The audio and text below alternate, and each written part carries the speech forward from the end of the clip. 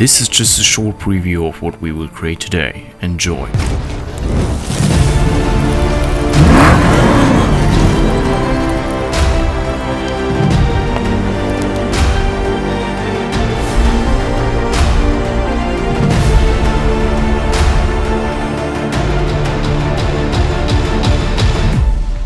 Wow, that was epic. If you think so too, smash the like button. Anyways, hello and welcome to this new video.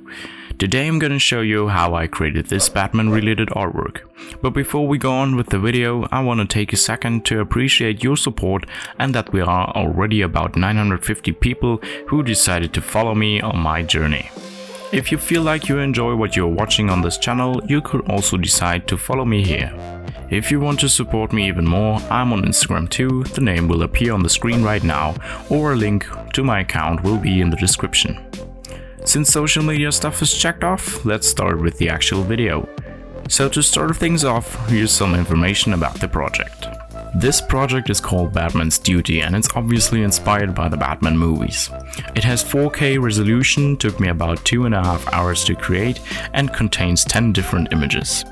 The total layer amount is about 63, the total file size is 130 MB and the total picture size is 3.951 kilobytes. These are the pictures I used for this project. Now that you have everything you need to know about this project, I'll explain to you step by step what I did.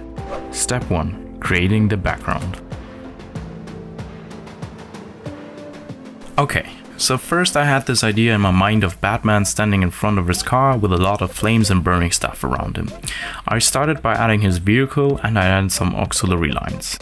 Then I thought, hey, why shouldn't I use the stamp tool to create my own ground? Yeah, well, that kinda went wrong because this just looks like shit, to be honest. So I went to Unsplash and I found this picture of a street which was perfect for my desires.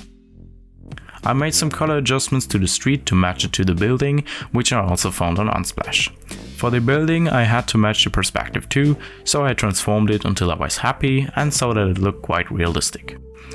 I did some masking for the building because of the cars you can see right here, and then I stretched the image I just created all over the place. Now the background was ready to receive its vehicle and its epicness. Which brings us to step 2, vehicle and light.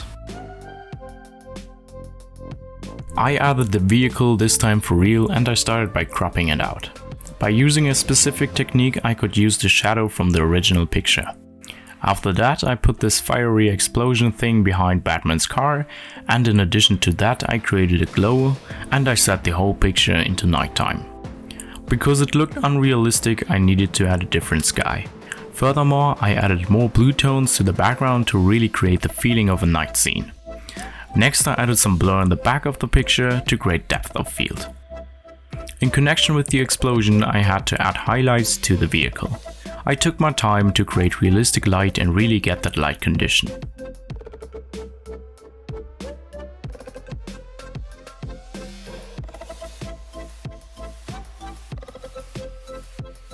I added some particles in the foreground and later on some particles in the background as well.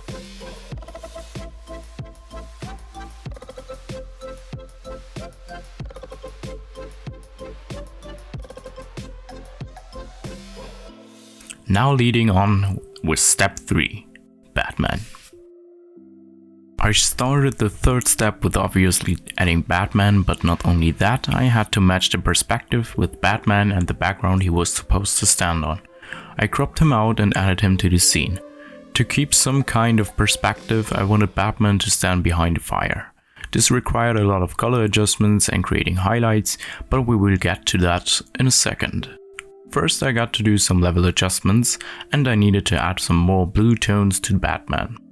This step was actually pretty easy because I could use a hue and saturation adjustment layer, set it into a blend mode and start painting the areas I wanted to be bluish. For the highlights on Batman's armor I used a hue and saturation adjustment layer again, set it into a blend mode and started painting the spots I wanted to be highlighted. I added a color lookup layer and did further adjustments in camera raw filter. That's it, that's how I created Batman's Duty.